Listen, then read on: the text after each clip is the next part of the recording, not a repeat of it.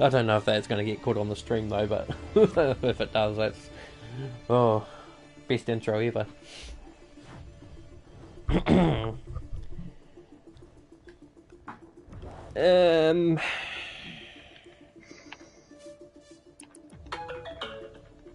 Hello. Oh, never mind. My phone's notifying me about my own stream. Actually, this will be a good chance to look back and have a listen.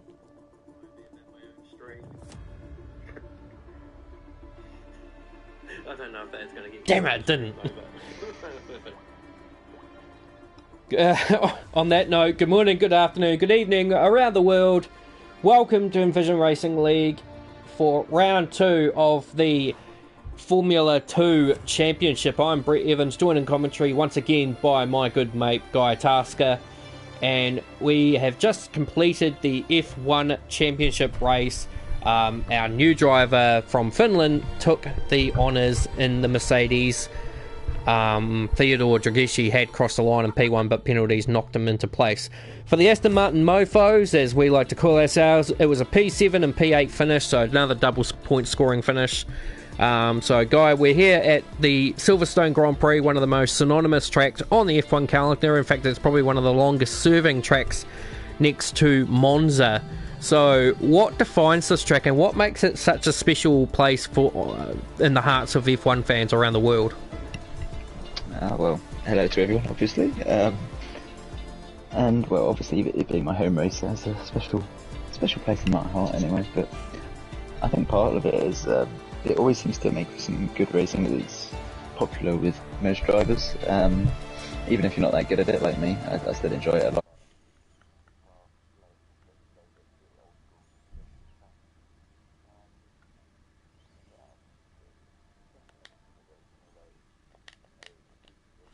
Cars get a little bit stuck, I guess, and overtaking has been a bit difficult. But yeah, I think as a track, it's fast, high speed, and yeah, it makes for a bit of a challenge for the drivers, which is what you want to see, really. I think it's no different in that perspective. We did see that sort of firsthand today with the F1 race. For those who want to know all the results of that, we do have a stream on Twitch for that. A comment from Izzy saying I'm disgustingly slow around here, so welcome Izzy to the broadcast, and welcome to those who are just joining us. Of course, we do have a 5-minute delay in the process, waiting for potentially one more driver to join the mark, so grid size is going to be a bit small today. It will be 8 drivers on the grid, 7 of which will be full-timers. Jordan being a bit cranky because he keeps taking his no, hang on a minute.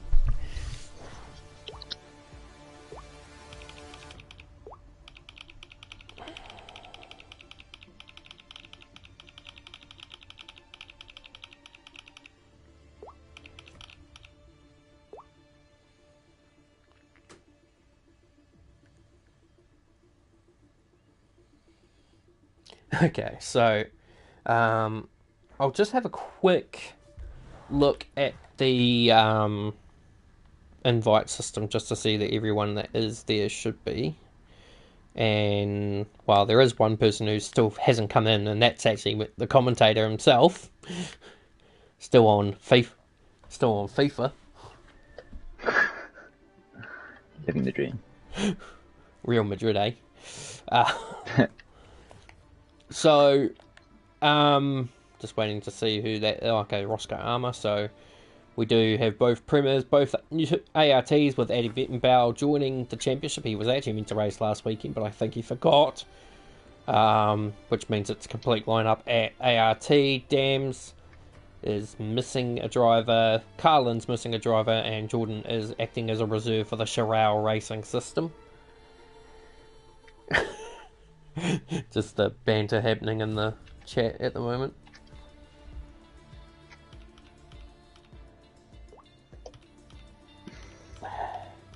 I really need to get like a laptop to use the race management.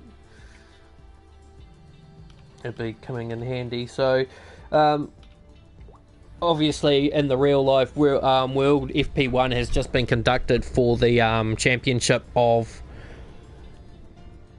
at the Miami Grand Prix. Charles Leclerc once again showing that Ferrari are the team to beat with an impressive 1 minute 31 flat, which we think is probably roughly about the average of the lap time. While we're on the subject of that, of course, F1 2022 is on the cusp of release in a few. F1 2022 is on the release scale. We project 2 more months before it comes out, and we've seen some footage of the Miami Grand Prix circuit. Guy, what's your personal thoughts on the circuit?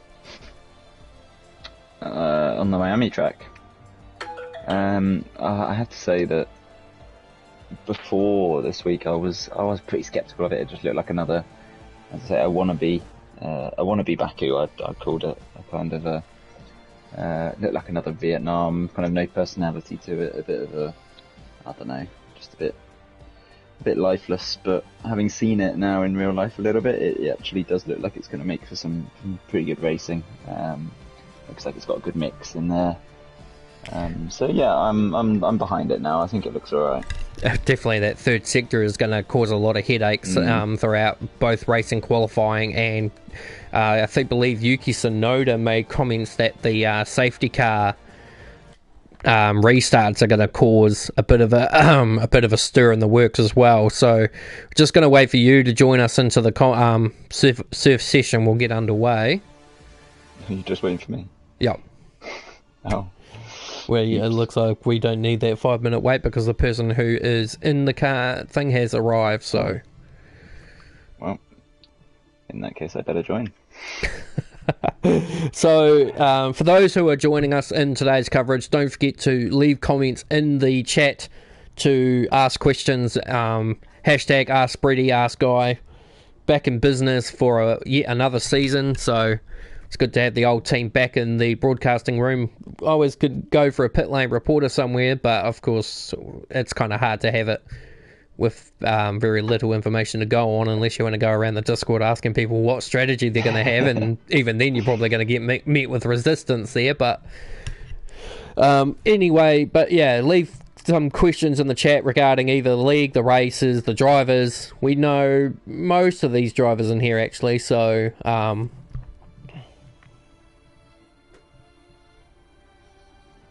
He abandoned me too. I think Izzy's referring to Izzy there, so...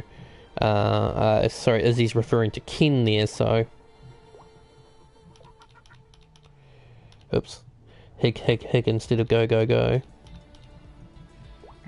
Mike's spectating as well. Yeah, but yeah, make sure you're spectating this time so you don't end up on the grid. I am spectating this time. Okay, so we're going to have... Unfortunately. 9 drivers... I would love to be out there, but... Yeah, these aren't exactly the cars that we'd ideally... I mean, we just, like I say, we just came out of the F1 race. Qualifying obviously didn't go to plan for either of us, and the race sort of just...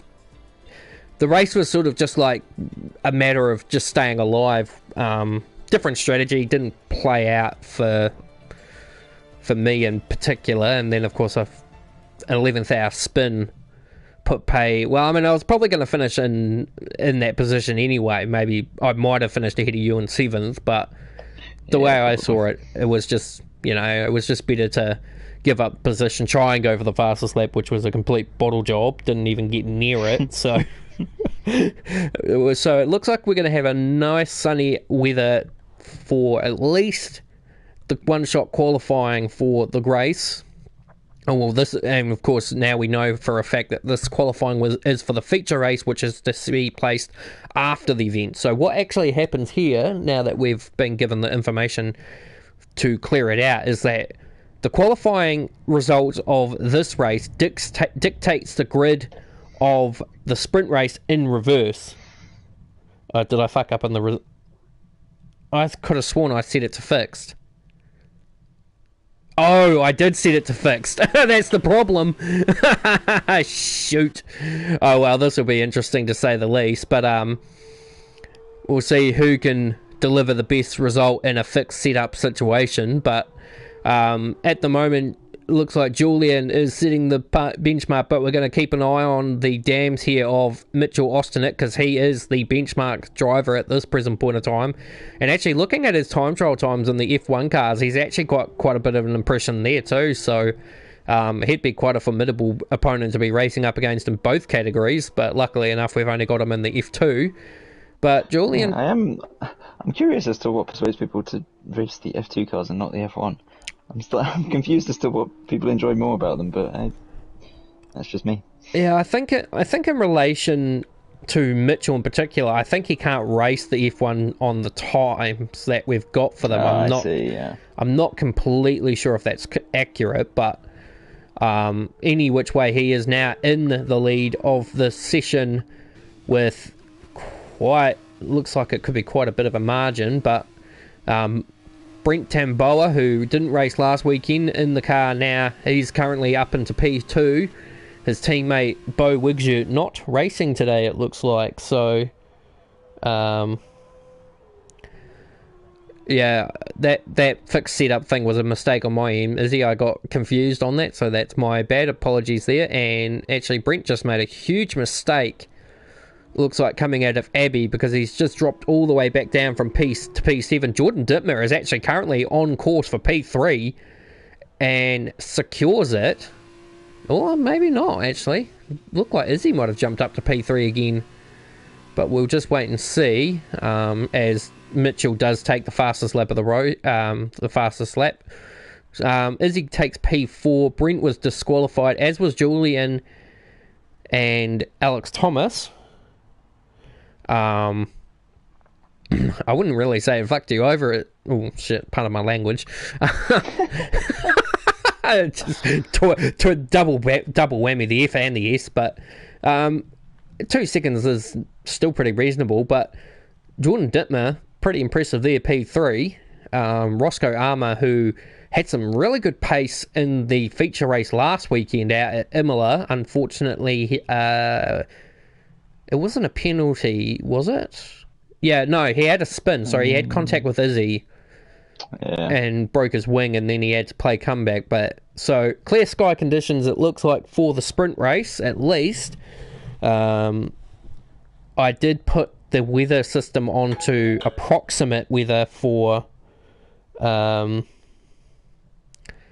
approximate for the weather system, so there's probably no way they're going to be able to guarantee us what's going to happen in the race in terms of weather forecast, which I actually think is quite a cool little feature to have for this game, to have like an approximate idea of what the weather. More realistic. Yeah, so you're not guaranteed to know that it's going to rain until literally when the race goes through. So, Guy, without further ado, I'll get you to run us through the grid lineup for the sprint race. Oh, you'll be lucky. I mean, if we're doing PSN, then that works. But you think I know people's names, then that's a different matter. No, it doesn't really matter about the names. We'll just go by what you think you know. To be fair, any viewers not from the league may benefit from just using PSNs anyway. So. Well, leading us off, good old Addy. Been here many years. We love a bit of Addy. One of the well, not OGs, but as I said, been around a while now. DJ Death Dragon, what a name, in second place there. And Mike, he'll be very happy with that third place, I imagine. Another one who's been around a while here. It'd be nice to see him get a good result, if I'm being a bit biased, I guess, there. Julian in fourth place, even. Again, one of the newer drivers to myself, but Inch, I believe this is Alex, correct me if I'm wrong, in fifth place. Roscoe in sixth, the two Primas there, probably hoping not to get too close to each other into turn one, I guess, since they're going to be going toe to tail. Is that toe to tail? Head to tail? I don't know. Jordan, another of the OGs, in seventh place. Then we got Brent and Izzy. Oh, did Izzy invalidate on the last lap? on her lap? No, it does. Who knows? It does seem to me that the sprint. I actually thought that the sprint grid was determined by the qualifying results for the feature race reverse, but now I'm not so... Oh, I have no idea what's going on with that. Yeah. Just... Now I'm not so sure. Anyway, so rounding off the it field. could possibly... Beautiful. It is possible that it could be random grids for the sprint race based on that, maybe. I can't remember what the order was the other way. So yeah, I definitely know it wasn't. I can't remember, so... Well, Mitchell Osternick was P1, so he starts P2, so it's definitely not... Oh, that is weird then. I've got no idea. And I see the F2 game glitch is still apparent with the driver numbers, so you've still got 2 number 1 Premiers, and you'll probably have 2 number 9 ARTs as well, which you do, so... yeah, the only thing that really distinguishes them is the liveries, so that's probably the one thing that we'll be lucky enough to have. And Jordan is... I thought Jordan was stacking the deck, but I think we're all good now, so... Lights build up, we're about to get going, and it's lights out, and away we go for the sprint race, and it looks like it was a pretty actually good start there by Mitchell heading into turn 1. He should have the advantage, but Eddie is going to contest the position into turn 1 and 2. Julian's had a pretty good start from the back. Jordan's gone absolutely backwards. Don't know what's happened to him, but he's gone from P3 right to the back of the field. Izzy's managed to claw up the 1 position from the start. But all in all, looks like everyone's had a relatively clean first lap. Mitchell getting overtaken around the outside by Julian. Might even get snapped up here by Alex Thompson heading into Brooklyn. Yeah. I tell you what, I thought Mike actually got a really good drive off the line. I saw him pull out alongside the leaders there, but I think he just kind of got boxed out and he's dropped down to 5th now. And of course, Carlin usually, last game, the Carlins were mostly affiliated to Red Bull liveries, so... Close running in there. So Mitchell's having a bit of a bad run of the mill at the moment. He started P2, he's now down to P4. Eddie, who is usually quite a good driver in these... How the heck do you get a 3-second penalty on the first lap? Alex... I mean... With great skill. Well, in saying that, he did do it in the F1 race as well, as Julian now trying to go around the outside of Eddie at Abbey, I believe. I don't know. I'm not completely affiliated with all the corner names of Silverstone. Oh, and that's Michael Poland off there. Just cool glimpses of the Carlin right off there, and that's an odd spot to be on that part of the circuit in, but any which way we go, these two up the front are having a beautiful ding-dong battle. As I was trying to spit out, Eddie is usually quite good with these F2 cars. Obviously, his F1 season hasn't gone quite to plan with the DNF in Imola, and he did manage to bounce back from a spin to finish, I believe, was P5. But looks like the field has sort of got themselves into a rhythm. Izzy's a little further back from the field. She's the only driver now a second off the rear of another, as Julian made a move up the inside at Brooklyn. Eddie fights it back with a switchback, and that's going to open the door for Mitchell, who's actually managed to get past Alex through all this. Actually, I'll put up the tyre prompts, not that it really matters, because it's hard tyres for the sprint race, which means soft mediums maybe for the feature race. But yeah, pretty clean start to kick them off, Guy. Yeah, I think it's been an interesting first couple of laps. It looks like they're all managing to run quite closely at the moment, which is nice. And there doesn't seem to be a massive gap in pace between many of them. There's a bit of a gap back there to Izzy at the moment, but I think that's probably just as a matter of some of the racing and some of the incidents that have gone so far. But it's really quite close at the moment, and look at this battle for the lead here, these three.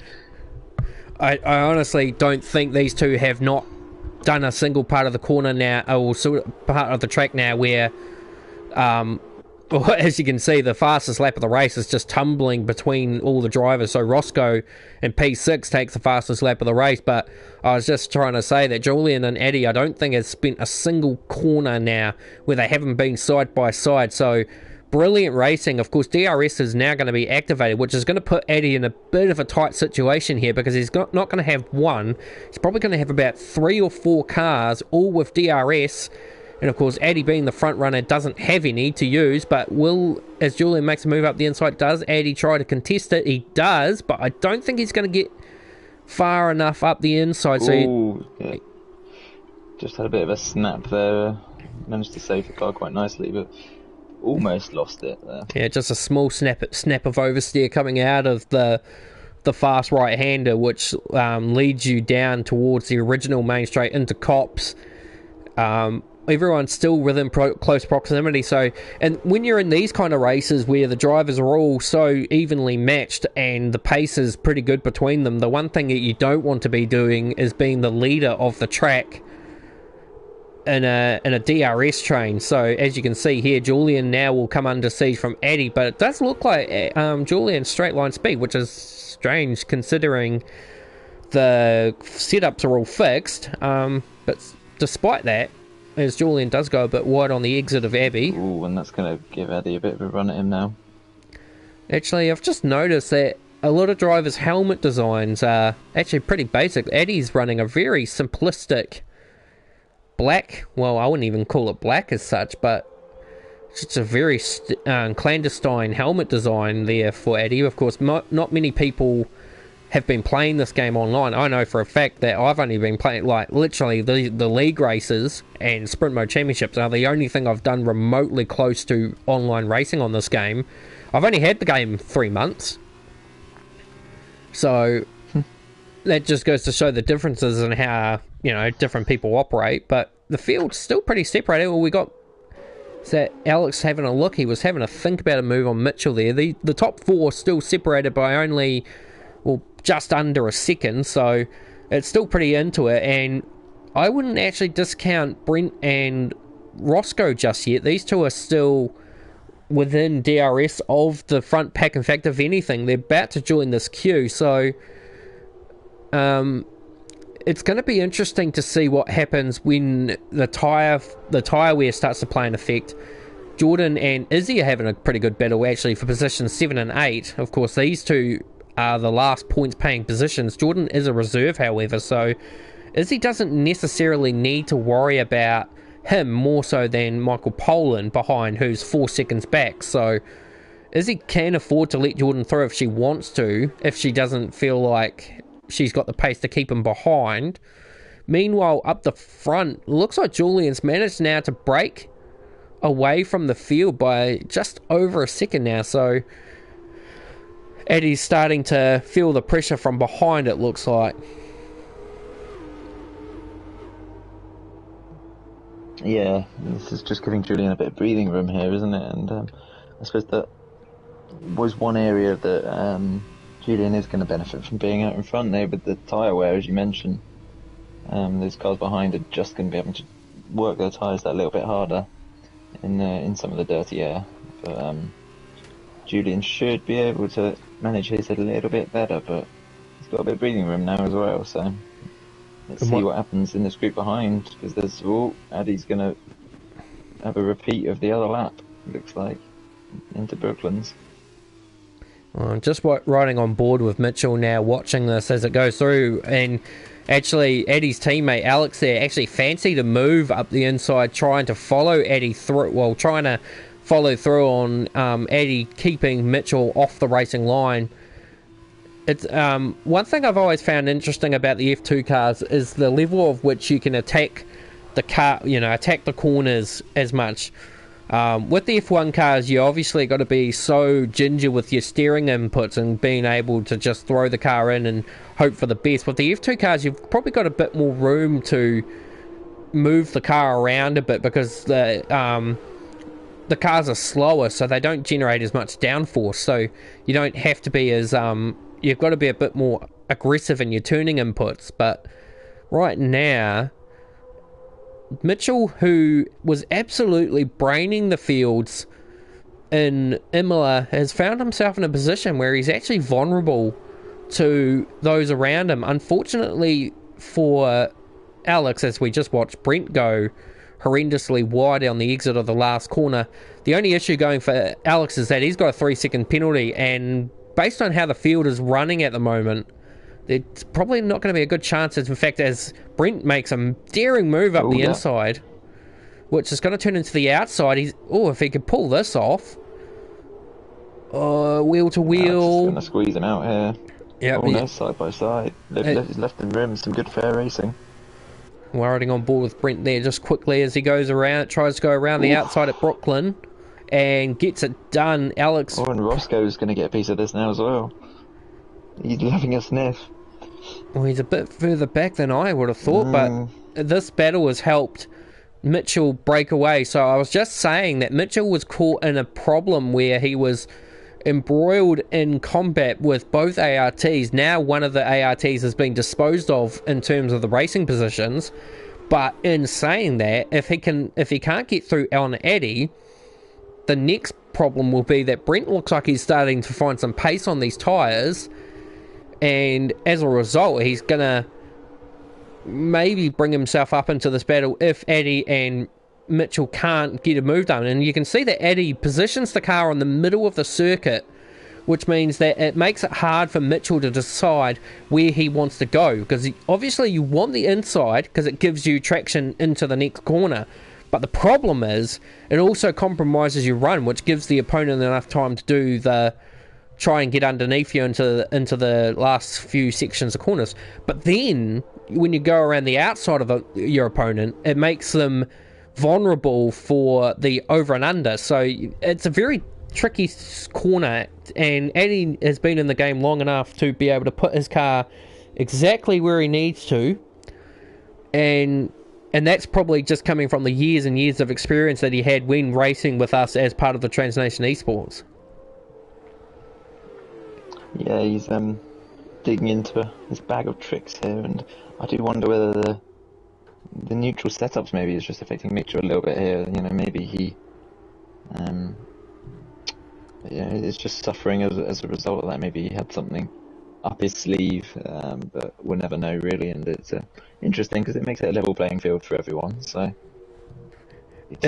I do wonder if he could get past, how much time could he put on Eddie. They look quite evenly paced at the moment, but Mitchell might just have the edge, but he's just stuck in some of that dirty air at the moment.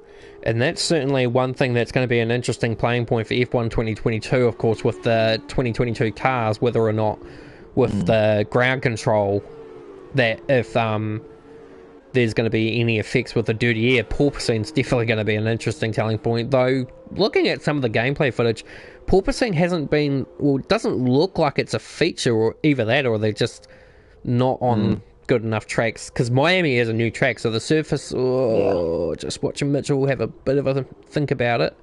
Oh, he's gone for the switchback. He's got the inside line. He's got it. What a nice move. Oh, it's not over yet.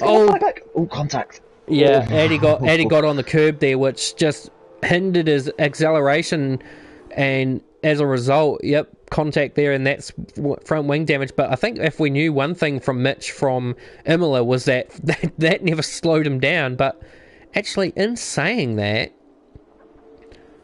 I know it just looked like his other side was damaged as well. But it's just the low rating of he's got definitely some pretty hefty wing damage on that left hand side. So maybe that's what's holding him up a little bit here, making it extra hard for him to try and make a pass on Eddie, who's defending brilliantly at the moment, it has to be said. I'll tell you what, that was a really nice defence around there. I'll tell you one thing, for something or nothing, it's not hurting his overall pace at the moment. In fact, he just actually did the fastest first sector despite all that. So it will be impacted through some of these corners, but when you look at it, it's just usually when you get front wing damage, you notice it. And I'm pretty sure, I would imagine he probably does, but it's only hurting him maybe by maybe about half a tenth, either which way. Oh, he got a bit wobbly coming out of there now. Yeah.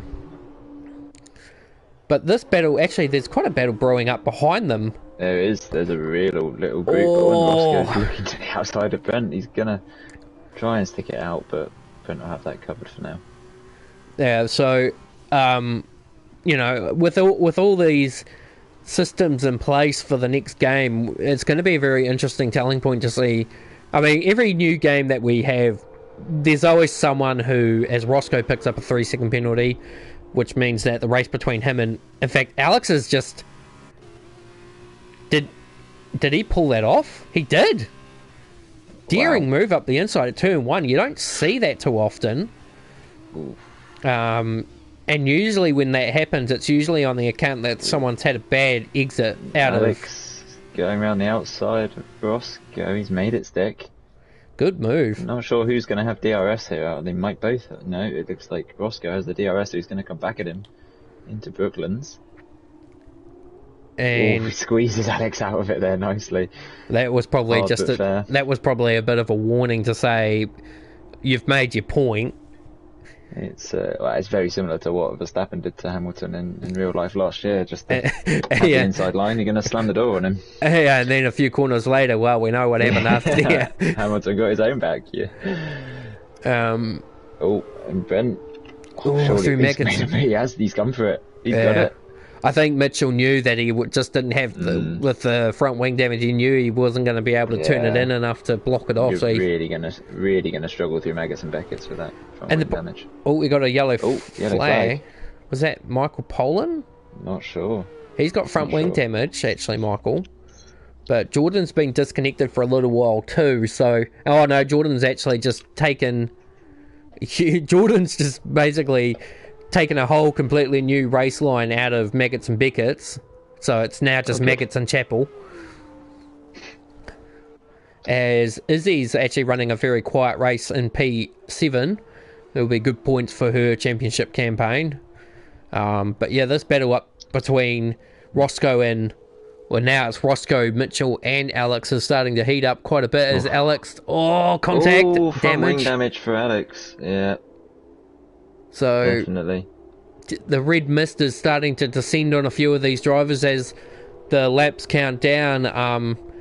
I know for a fact, actually, on that when you start feeling a little vulnerable in the races, you do start to get a little bit desperate in terms of how you want to defend the position or how you want to, it sort of ranges from the attacker versus the attack. So for me in the race earlier, being the attack, the pressure got to me at turn 1, and when that's where I spun off. But in this instance, it's the drivers who are trying to get past the others, especially considering that Roscoe is trying to get past the wounded Mitchell. I do wonder if that might come up in a steward's inquiry. I don't think necessarily. That's a tricky one. I'm not sure there's too much in it. But from a commentator standpoint, it just looked like that there was enough space given, but I think Eddie just got on the curb and as a result just lost traction and went into the side of him. I don't think you could give anything there. It's my personal opinion, but well, I mean, we both share it, so we obviously both feel like it's the same instance. But now out front, Julian has a 5.6 second gap, so we're seeing a bit of a Mitchell effect here in Silverstone, as Brent now picks up a 3-second penalty, which means that Mitchell can still benefit from this. Actually, he could still vastly benefit from this. All he actually has to technically do is let Alex through, although Alex is the walking wounded as well, so these two are battling on similar wing damage, but it looks like Alex is carrying a bit more speed as they go flying through into Brooklands and gets the job done. But all Mitchell has to do is stay within 3 seconds of these guys and he'll bounce back up to P3, but it does look like he's actually lost a bit of time because of that incident. Oh, actually not the incident, the overtake I should say. Michael Pollan picking up a 3-second penalty. Coming out of, he's miles back now. Yeah, he's changed his front wing. Those pit stops are brutal in the F2 cars. Top that off with a front wing change as Roscoe picks up another one. So that must be 6 seconds there for Roscoe. In fact, Alex has a 6 second as well. So as Roscoe actually makes a move on Brent for position. If Brent picks up another penalty, then Mitchell's guaranteed P3. Julian's coming round final corner now. We hardly had to mention him because he's been so clear in front. It was just a race. The win. It was just a race that once you were in front, and Alex has just picked up a 10-second time penalty for corner cutting. So I wonder if there was something there that's happened. So he looks. Oh, his car was crawling along. It looked like he was almost in low fuel mode there. Strange. In any which case, he'll cross the line and take P7 as he gets up to 6 with the penalty system. And just as we're saying that, FP2 has just gone live for Miami. We just now got to wait for Jordan. Well, actually, not Jordan now. It's just waiting on Big Mike to do it. So let's have a ride on board with the Dan Ticktum Carlin Racing car and see how he operates. So comes down through the Wellington Straight, I'm a guess. Yeah. Because, yeah, I know one's the Hangar and one's the Wellington. I just never seem to remember which is which, but... Oh, God, yeah. Into Abbey, bit of a break, so it does seem like... Does feel like Mike might be using brake assist, maybe? Or he's just braking really early into the corners. In any case, around the last corner, and it will be P8 for Michael. So Michael will bag the last point finish, as Jordan is a reserve. Quite a nice helmet design, actually, there for Mr. Mike. So Brent takes driver of the day, and Julian takes the race victory with Eddie securing a podium in his first race back in the F2 department, and Brent is on the podium as a result of his penalty system being in favour. That would mean that Mitch in P4, Roscoe P5, and Izzy in 6. So Izzy didn't pick up a penalty in that entire race, so good job there for Izzy, as well as Julian and Eddie and Mitchell, oddly enough. Very interesting situation there with Alex to have gone off the circuit and pick up... Actually, it looks like he's picked up 2 10-second time penalties based on that. Let's just have a quick look at the race director and see.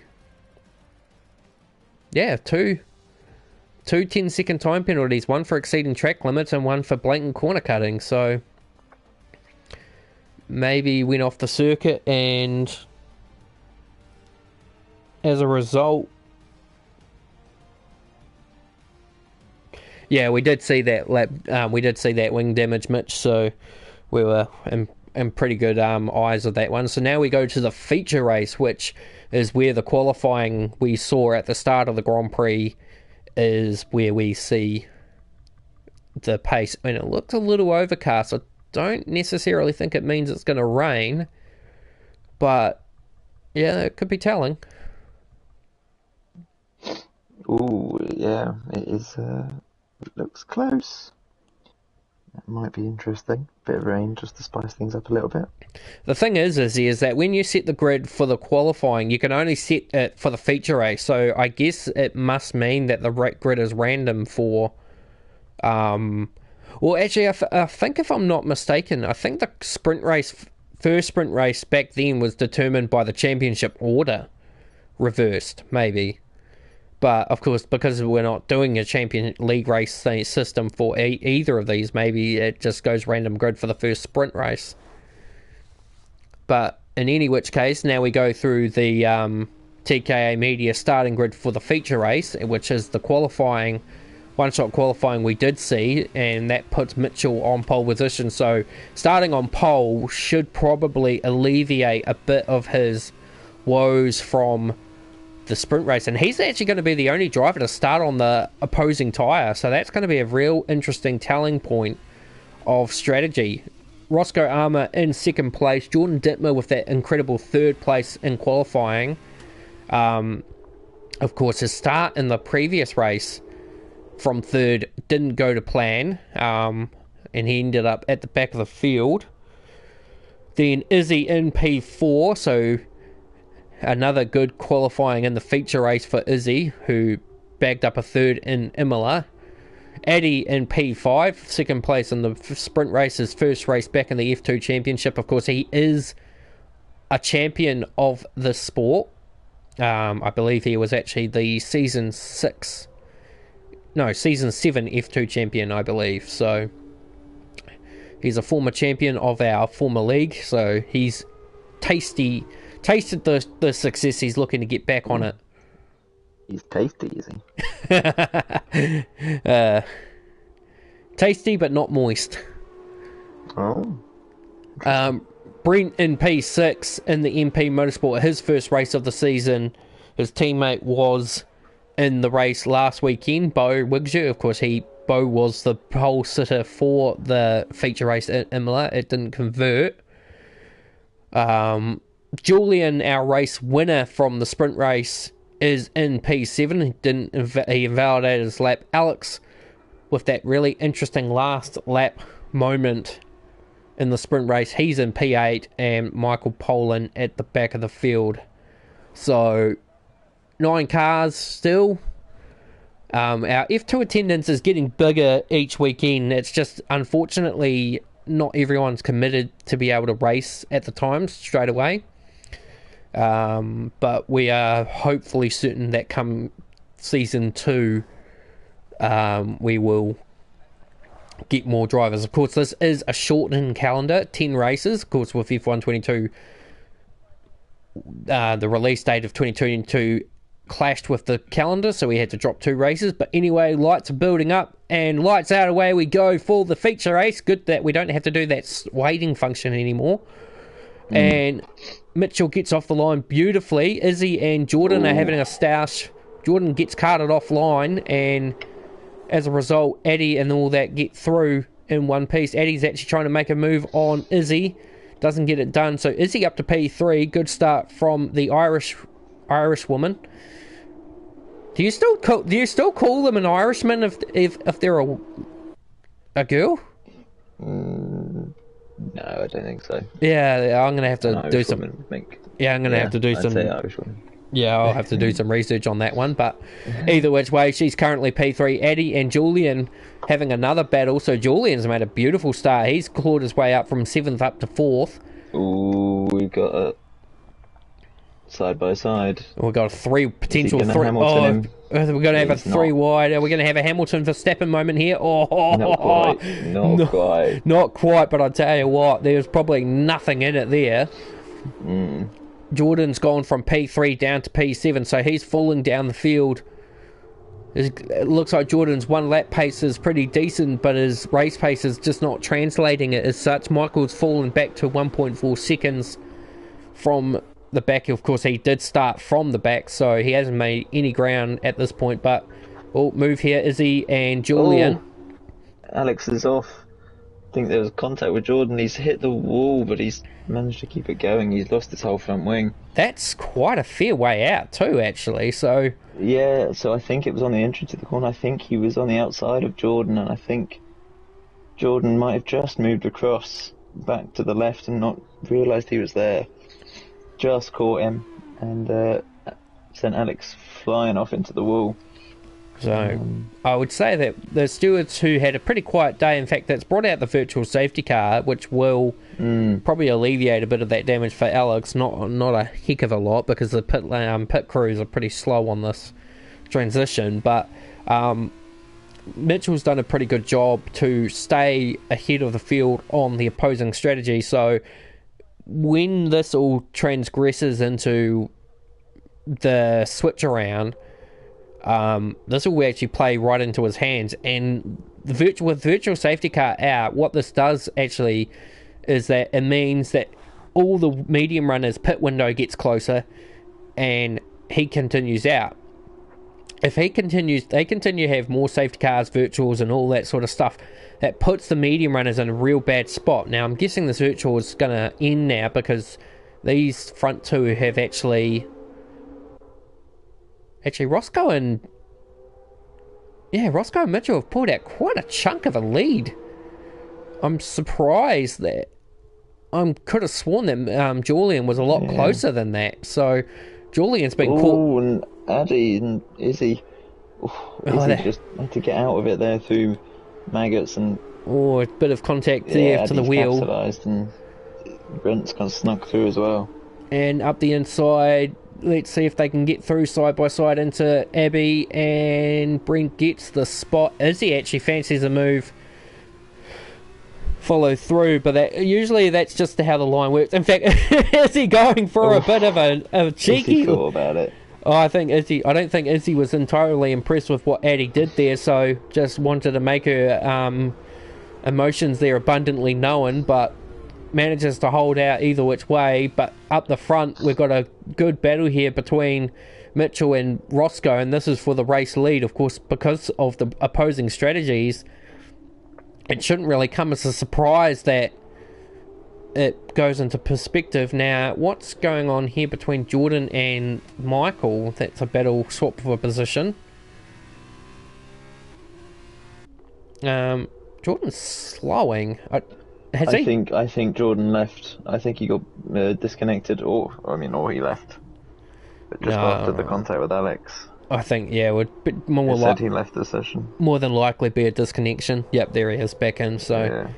Jordan's internet's never been the flashest, but any which way he's a fighter, so he carries on. So that's the reason for that. So up the front, 3/10 of a second separates the top two, and then you have to go back 2 seconds to find the next battle, which is also separated by just under a second. DRS won't be activated this lap, of course, because of the virtual safety car, if I'm not mistaken. I'll just double check. I think it was activated. No, it is active, so the DRS is active, and they're all now trying to bridge the gap going through. The leaderboard's actually jumbled up, so I can't actually see now the gaps, but I don't think you need to see what the gaps are at the moment to see that. Oh, excuse me. Excuse you. Well, I have to get up at 6 in the morning every morning to do these league events. Oof. So like, even when it was just like 8 o'clock or 9 o'clock or whatever it used to be, it was still pretty early mornings. I mean, I get up at 6 o'clock every morning for work, so it's no different, but still doesn't make it exciting. But yeah, that's gross. what's your usual wake up? 7 o'clock. Okay, so you're not much. Get up at 7 o'clock. Yeah.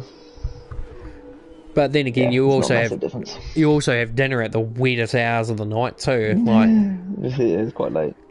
Well, I mean, it's quite normal today. Had it about 7:30 today. Yeah, well, that's what I mean. Like, even by 7:30, I'd be gnawing my arm off.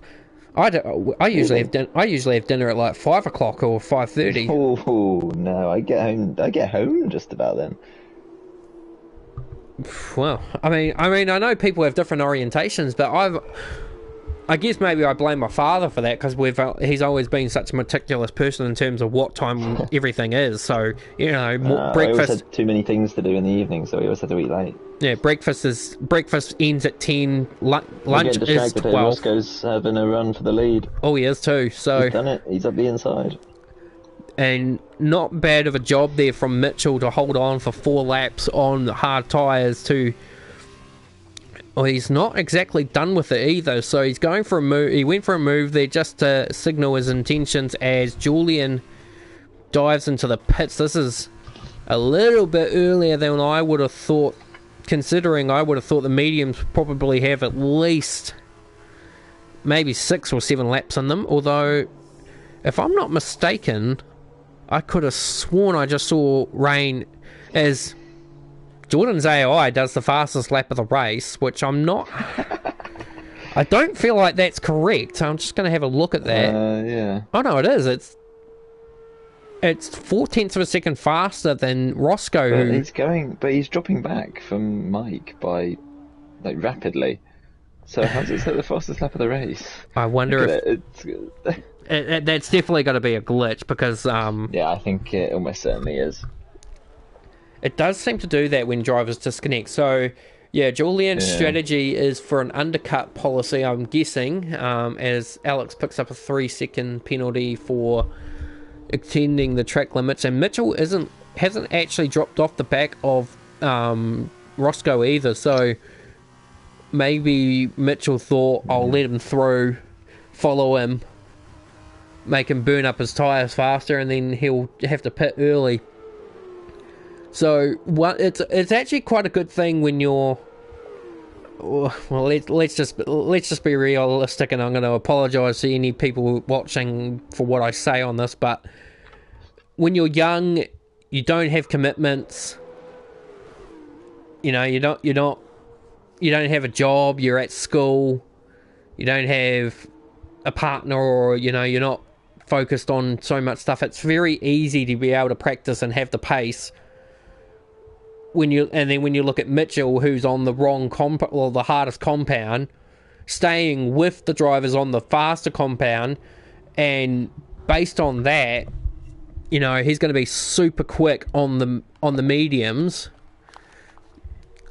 It's just going to be a very interesting telling point. So, but it just shows a huge difference of disparity between someone like, well, actually, we'll go back a few years. So when you look at you and me versus Mackenzie, there was such a difference in it, and you could tell how, you could easily tell that difference. Yeah. You're not going to add to that? Well, I mean, you're right. He certainly had the pace. I mean, it's interesting actually, because when I remember first joining the league in the beta, I wouldn't say he did necessarily. He was much faster than us two. Probably did, but maybe less consistent. But then, yeah, certainly over the next couple of years, certainly stretched his legs a bit, and kind of went up to another level, I guess you could say. It really came down to, I think what the beta season came down to is because that was the first time we'd ever started a league, and we were still trying to find our feet on certain things. The other thing that we never really focused much on were car setups, actually, because we only ever raced, me, him, and Alex only ever raced races like, we'd do 100%ers and things like that, but we wouldn't race competitively. In a sense, we would just be racing for fun. So we never knew about the notions of race setups and all that kind of stuff. I think, Alex was. This is Alex Little we're talking about. But, and then come the season start, I don't think either Mackenzie or I were ever running setups. We were just running the presets. And I don't think I ever switched out of using preset setups until Season 2, where obviously my rise to fame dropped to Michael Poland's just come in. He's now servicing his stop. Izzy has jumped him for P6. So our current race order, as Jordan, I think Jordan's internet's just given up the ghost. He can't he can't retain the position, but he is a reserve, so it does put pay to the position anyway. So your current race order is Mitchell from Roscoe, then Julian, so the two premiers, second and third. That's definitely helping the constructors out. Brent in fourth, 85th, Izzy 6th, Michael Poland in 7th, and Alex Thomas in 8th. Jordan Dittmer in 9th is currently not in his car at the moment. Now, on corrected terms, Roscoe is your on-track race leader based on the fact that he is the first driver on track to have made his compulsory pit stop. When we expect to see Mitchell, we don't know. We can't see the gaps at the moment, but I'm estimating, or maybe if I can change it to the leader. No, that's not making any difference. So I think we have to wait for Roscoe to cross the line.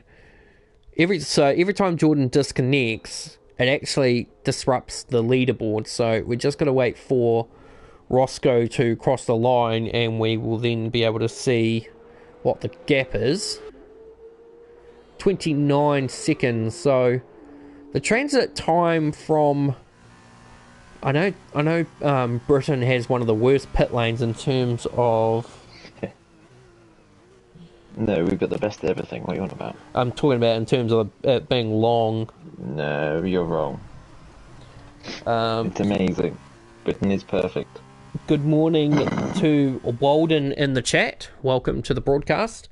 Lap 8 of 15. So I think if I remember correctly, I think it's about nearly a 30-second transit time from pit entry to pit exit here at Silverstone on top of a pit stop, and the pit stops here are quite long for the F2 cars, maybe about, I think it's like 7 seconds for a regular scheduled stop. Anything over would be your broken wing. So based on what I think in terms of the pace differential, I think Roscoe will come out in front, but of course the disparity in the tyre wear will be the defining factor that changes the course of the race. Eddie picks himself up a 3-second time penalty for obvious corner cutting. Actually, I'll tell you one thing I'm most delighted about with F122 is the departure of Jeff. Yeah, I've seen a lot of people quite excited about that. I mean, you know, I remember a time going back to the golden age.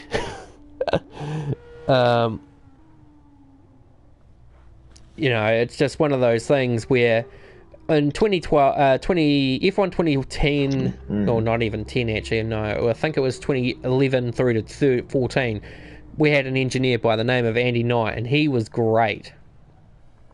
Yeah.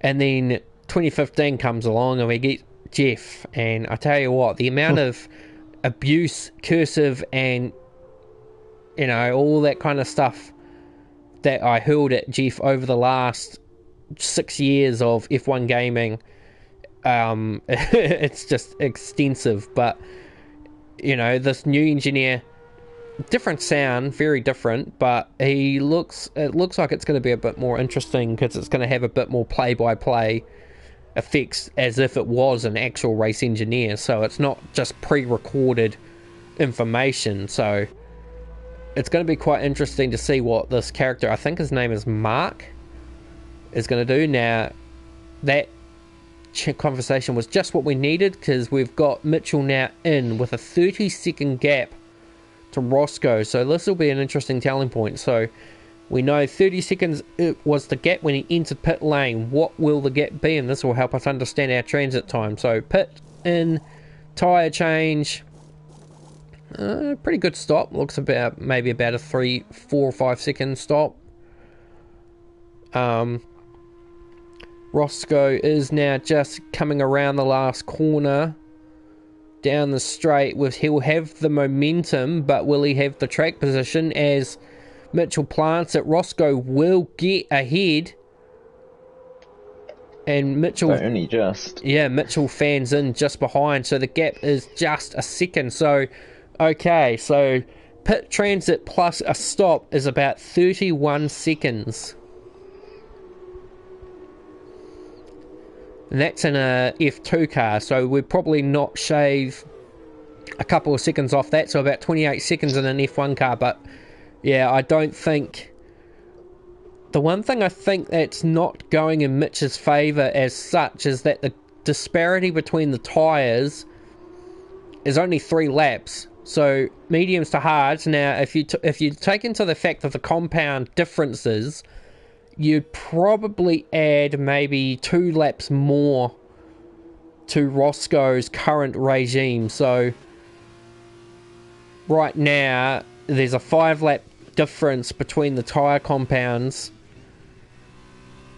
and with the amount of laps left to go minimizing, it will be a very clear point of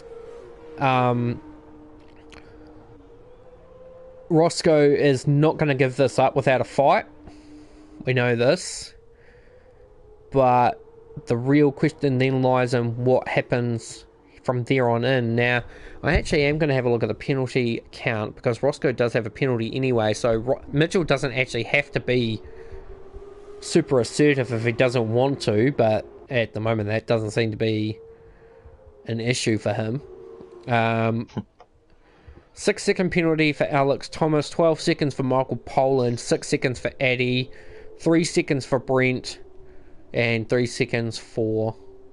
Actually, make that 9 seconds now for Alex. Mitch, Julian, Jordan, who's not in the session anymore, and Izzy are the only... Or Mitch is fancying a move. He was thought about selling Roscoe the Dummy. In fact, pure traction alone. I think, yeah. Roscoe's going to try and hang it in there, but Mitchell should just get better drive out of here. Well, Yeah, I wouldn't say that there was a lot in that, but just enough for Mitchell to get the nose in front. Roscoe's still within a shot here of... As I think that was his intent, but the problem is for Alex is that he'll get the fastest lap based on the idea of Jordan being a reserve, but he does still technically need to get in front of Jordan and then put 9 seconds on him for that to be an actual effect. So that will be interesting, as actually the positions have just changed. Yeah. Huh. Oh, it's because no, the intervals are correct. So why has that suddenly... That's weird. Hang on, I'm going to have a look at this. This has got to be a glitch, because Jordan is coming up to Cops and Alex is just coming around the back straight. So that is weird, but we won't go into too much detail of that one. But any which way, Roscoe is in potential danger here of losing his second place to Julian. Roscoe's going to want to hope that Brent applies a bit more pressure to Julian in these last couple of laps. There is DRS in line there for Brent coming up towards Brooklands. Izzy adding a further 6 seconds back, and then Izzy 9 seconds back. If Izzy could find 3 seconds in the next 3 laps, which would be a second a lap faster, should be able to jump Addy for position 5. Or if Addy can pick up another penalty, then Izzy only has to find a 10th. So sector 3 incident. That's Alex is out, and that's actually safety car. Okay, well that's I don't know what's going on with Jordan's car. What? Yeah, I was just looking at the mini map, and his car was just going. It's glitching into the pit lane and back. What is going on? Oh no, it's out the pits. What? I don't know what's just happened with Jordan's car, but I'm just trying to work out. That's what happened with your order as well. I think there was something strange going on there. Yeah, I'm just trying to work out if Jordan's even in control of that car. It doesn't look like it. No, he was. I don't think he is. No, he was from the looks of it. But now he's...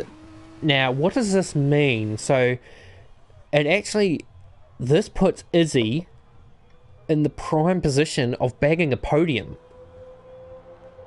I think Mitchell is... I guess you could say fortunate in that no one behind has got the gap, or Roscoe behind anyway, doesn't have the gap to be able to come in, stick some mediums or some softs on and have a run at him. And you wouldn't want to drop back that far.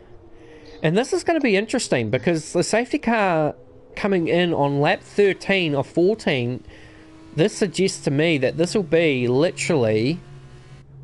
The safety car will be... Well, by my understanding... Oh, Izzy! No! Well, that's just... Oh, dear.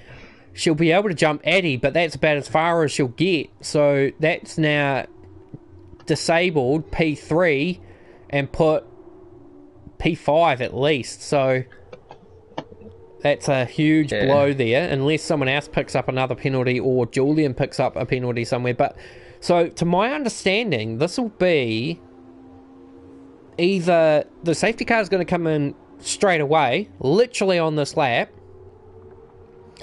or it's going to come in on lap 14, which means we will literally have a 1 lap dash to the finish. Sounds familiar. I jinx nothing, Izzy.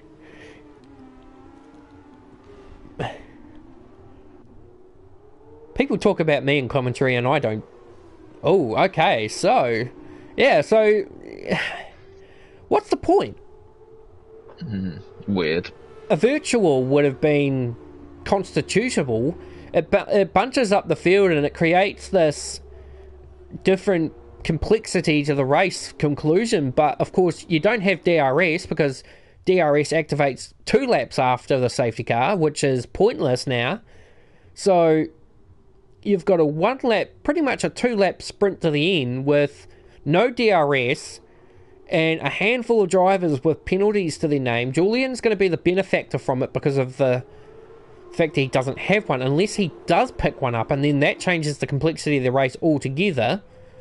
So we go back to green racing. I just don't know what Cody's was thinking on that one, but well, actually we should be saying Cody's and EA, but yeah, I think Cody still held a very big part of the race. Well, this game in particular, I think 2022 is the first game with... Effectively, it is still Codemasters. They were just bought by EA, so it's still the same team, but EA just take the money from it. So, and I think this EA game, I think 2022 is going to be the EA game.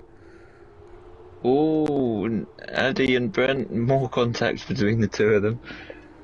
Julian has got in front of Roscoe, or was Julian already? No, Julian has got in front of Roscoe. Yeah, no, that was a switch for position. So I think Roscoe knew that he's not going to be able to finish ahead of Mitchell, so he's actually going to let Julian have a crack at him. So because there's no disadvantage by doing it for him, because everyone behind him all had penalties. So it was better to just give the position up to his teammate who doesn't have a penalty. Of course, if Julian picks up a penalty in the race, Roscoe's going to feel like a bit of an idiot, or maybe he's going to hope that if Julian can't get the right, if Julian, well, it doesn't matter in that sense. So Julian will, that's big. That is huge. Can he pull the gap now? He's made it interesting. He's 1.5, so if he's pulled 1.5 in one lap, can he do it again? Now, there was contact between... Julian had a battle there, so... Yeah, there was contact between Addy and Brent on the last corner. I think Brent might have picked up wing damage as a result. There's definitely some Biffo Barjo going on here, so I don't think... Oh. Izzy must be licking her lips looking at this. Yeah, I don't think there's much beneficiary to this. Brent does have front wing damage, so does Addy, so I think that was a square up. I can't imagine that there's going to be much pleasantries at the end of the race for this one. In fact, Addy's sporting front wing damage on both parts of his car, so that's a two-way street as Addy goes off the circuit as he gets through. Now, the gap's 2 seconds, so Mitchell is on a mad charge to try and get this 3-second gap. I just don't think he's going to be able to do it. There's just not enough corners. No, I think he's going to run out of time here. Although, because of that, he does get a bit of a free life, so he can use... In saying that... he could use a couple of 2 corner cuts, I think. 2.3... He did just do the fastest second sector of the race. Yeah, you can tell he's pushing, but it'd need a massive loss. Well, we had a race if you remember, we had a race like this in season 1 of T&E, only it was the other way around.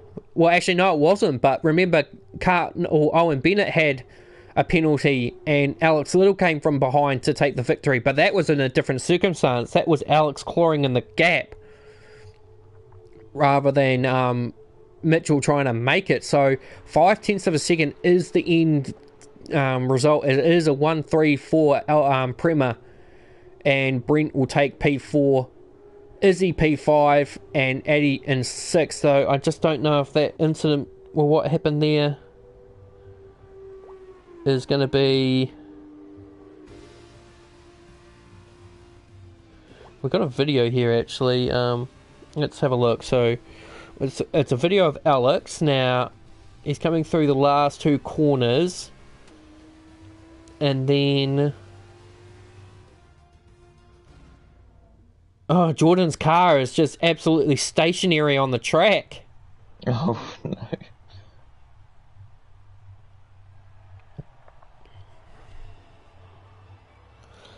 Reminder from Spark, your Spotify Premium Extra will automatically renew on the 10th You don't have to do a Oh, thing. good. So, Julian takes a victory in the championship race. I actually believe he won the sprint feature race last weekend out too. So, this is what we've got in terms of the weekend results. So, I would imagine that Julian has taken yet another emphatic victory. Mitchell in second, 8 points behind, and Roscoe Armour in third. Izzy in P6, Addy P5 in his first weekend back, Brent fourth, and Jordan in 8th, despite the fact he didn't make the actual. And as expected, there is going to be a oh no, this is going to be okay. So since we're not going to do the interviews, let's have a look at this incident. So they're going down towards through into Abbey. Jordan's just hanging on the inside, and then he just veers left. Jordan just veers left. I wonder if Jordan was trying to take the racing line and just didn't see.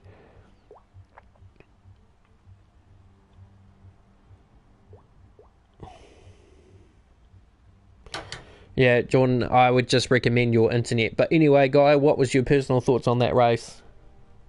I thought it looked like actually we've got quite an even, I thought, mix throughout the group, as I said before, and it made for some pretty entertaining racing again. I think we're being blessed with these kind of dramatic late finishes, with the safety car and things like that. These twists coming in at the end, which is making it even more entertaining. But as I say, I think we've got some really good close racing, and there isn't a massive. I don't think there's a clear kind of couple drivers who are storming out the front. It's they're all keeping it quite close, which makes for the most entertaining races. So that's nice to see.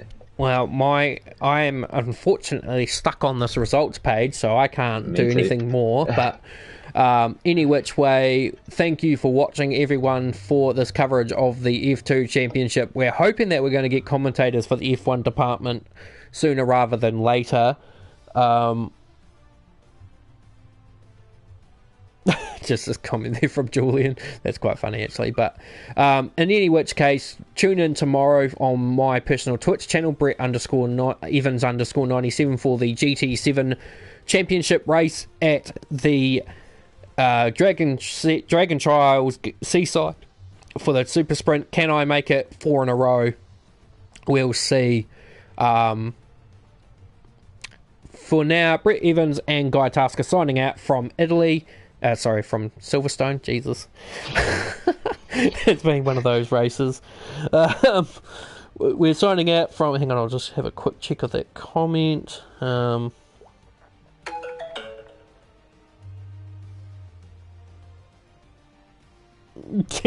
Shut up, Michael. Shut up.